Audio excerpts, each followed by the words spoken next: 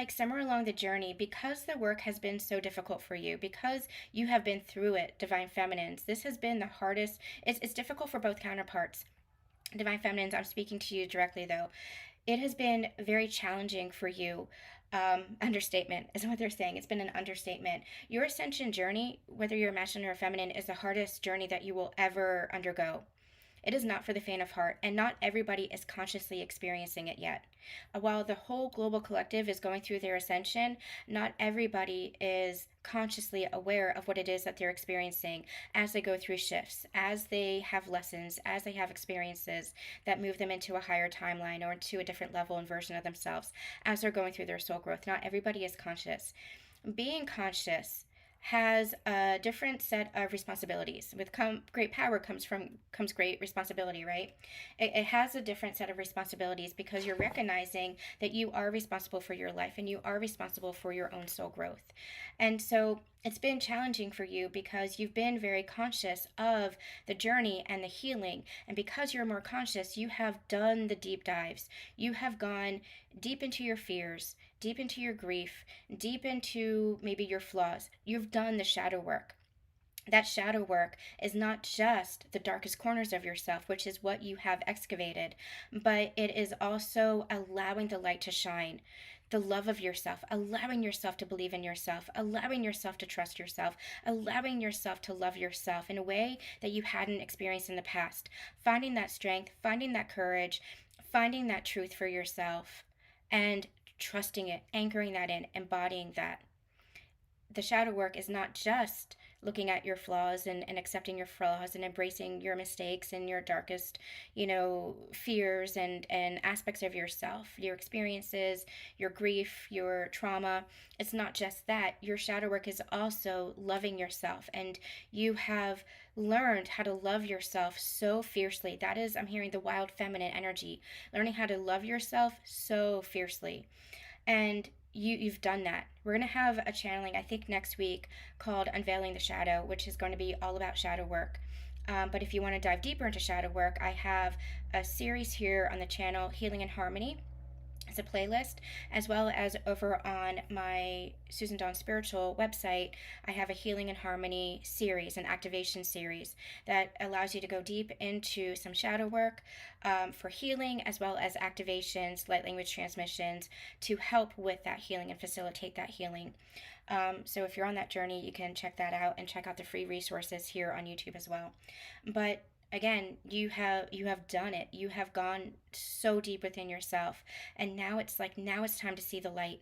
Now it's time to embrace the light and the love within yourself. And I feel like you have opportunities and connections, new soul family, new whatever this is, whatever it is that you're desiring. Maybe this is a job or a career, maybe this is a project, maybe these are friendships or romantic connections, maybe these are traveling and location moves. Whatever this is in your physical world, you're starting to experience it because this is like the other side. And if you are going through your transformation, whether you're a masculine or you're a feminine, even though I'm speaking more to the feminine right now because you're seeing the fruits of that, you're really beginning to see the physical manifestations of this.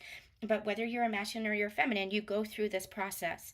And if you're still going through this process, allow yourself, don't resist, allow yourself to go through the shadow, to go through those deepest aspects of yourself, and allow yourself to find the support for people who can facilitate that, whether this is therapists or counselors or shamans or healers or even just soul family. Allow yourself to reach out to those to hold that space and have that support for you as you're facing those darkest corners, as you're facing those shadows, because I promise you, having been through it, the other side, it is transformative. You will not recognize yourself, you will not recognize your life, but I promise you, you're still yourself, you're still a version of yourself, but you're the best version of yourself, a higher version of yourself, and it just gets better. It just gets better. It's hard, and it's hard is an understatement. It is the hardest journey that you will be through or go through, because you are going through some really tough stuff. And again, utilize the resources that you have available to you in this world, that are supportive of you as you're accessing, if it's trauma or if it's grief, or if it is loss and fear, whatever those shadows are. Allow yourself to utilize those resources, but don't resist. Don't resist where your soul is trying to guide you, even if it's guiding you through those dark nights, even if it's guiding you through that shadow side. Because the light on the other side of that transformation, what you're doing as you're going through those dark nights, as you're going through those shadows and those purges, you are releasing it. Because what's been happening is it's been festering within you for months, years, decades, lifetimes. It's been festering within you as poison. And what you do is you're bringing it to your consciousness. You're becoming aware of it, not to relive it, not to attach to it, not to repeat it, but to release it. And by acknowledging it, you allow yourself to release it. By facing that, by facing the fears, by facing it, you allow yourself to release it. You become the observer.